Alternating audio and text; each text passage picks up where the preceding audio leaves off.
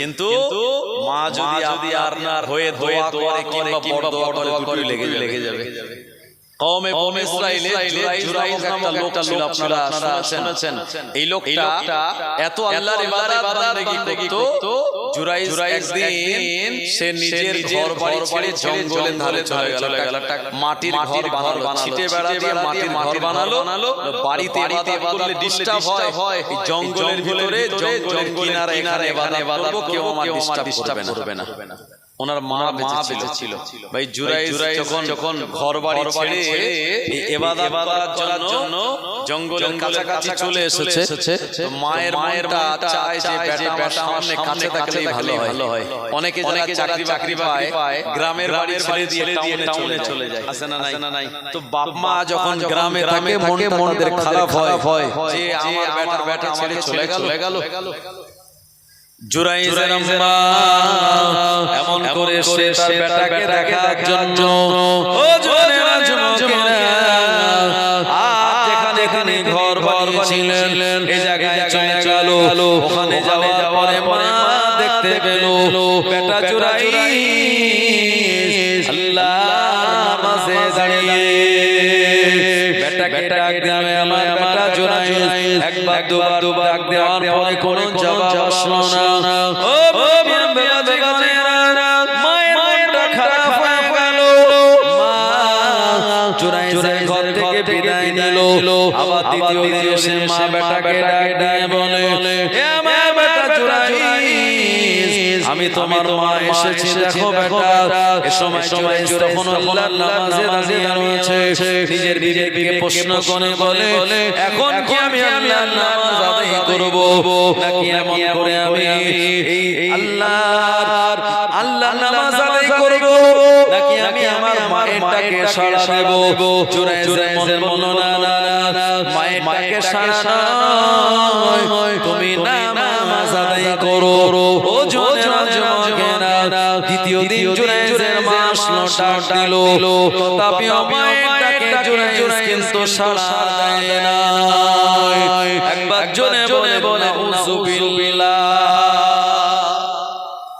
নামাজ যদি ফরজ হয়, আপনি ফরজ আদায় করবেন, মাটাকে সাড়া দেওয়ার দরকার নাই।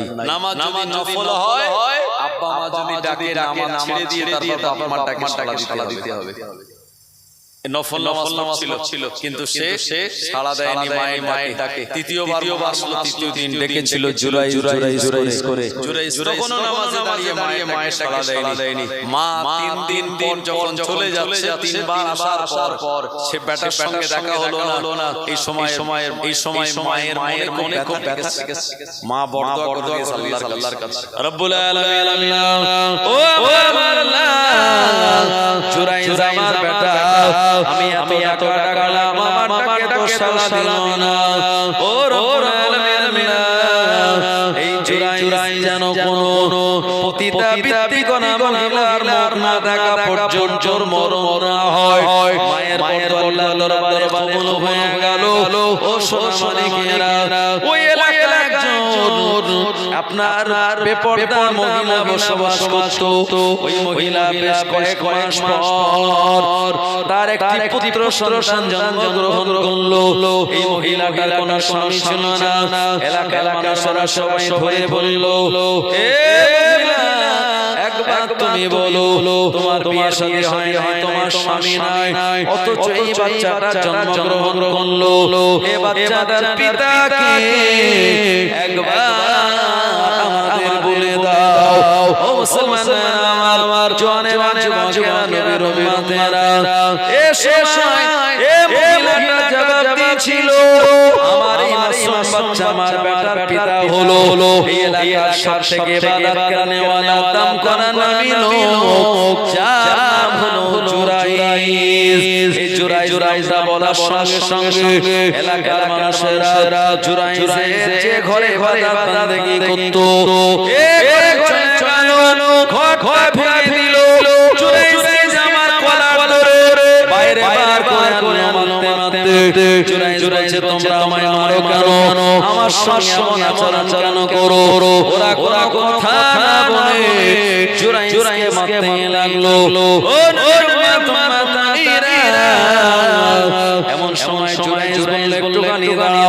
আমার মারার আগে তোমাদের কাছ থেকে কারণ জিজ্ঞাসা করি। এ সময় তারা বলল কারণ হলো এটা, এই মহিলার সঙ্গে তুমি জিনা করেছো, এই বাচ্চাটার পিতা হলো তুমি। জুরাইজ বলল না না না, খোদার কসম, এ মহিলা আমাকে বদনামি করার জন্য, আমার চরিত্রে কলঙ্কের কালি লাগিয়ে দেওয়ার জন্য এমন কথা সে বলে দিয়েছে।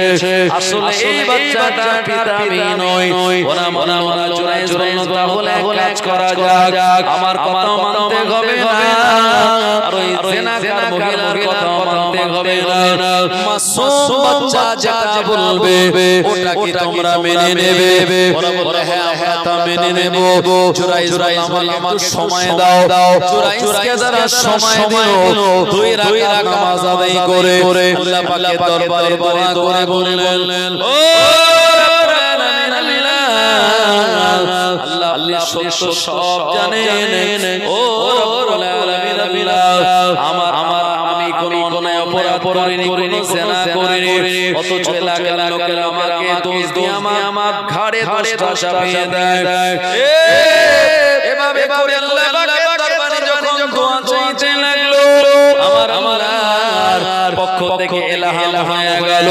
এ সময় জুরাইজকে বলে চিন্তা করো না, ওই বাচ্চাটার পাঁজরে একটুখানি তোমরা খোঁচা দাও। জুরাইজ বাচ্চাটার পাঁজরে যখন খোঁচা দিল, ওই বাচ্চাটার জবান খুলে গেল। বাচ্চাটা বলেছিল না না না, আমার পিতা জুরাইজ নয়, আমার পিতা হলো এই এলাকার রাকাত আব্দুল্লাহ। ও জোনেরা প্রমাণ হয়ে গেল এমন করে জুরাইজ দোষী নয়। যারা জুরাইজের ঘর ভেঙে দিয়েছিল, জুরাইজকে যারা মারধর করা শুরু করেছিল, ও জোনেরা এরা ক্ষমা চাইতে লাগলো, মাফ চাইতে লাগলো। জুরাইজকে বলল তুমি যদি বলো আমরা তোমার জন্য সোনা দিয়ে ইবাদত গৃহ বানিয়ে দেব। জুরাইজ সময় বলেছিল না না না, সোনা দিয়ে আমার ইবাদত গৃহ বানাতে হবে না, যেমন আছে তেমন তোমরা যদি আগের মতো ঘর হয় বানিয়ে দাও, আমি এতে সন্তুষ্ট হয়ে যাব। জুরাইজ বলছে তোমরা কি জানো আমার সঙ্গে আচরণ কেন হলো? অনেকে বলছে না জানি না।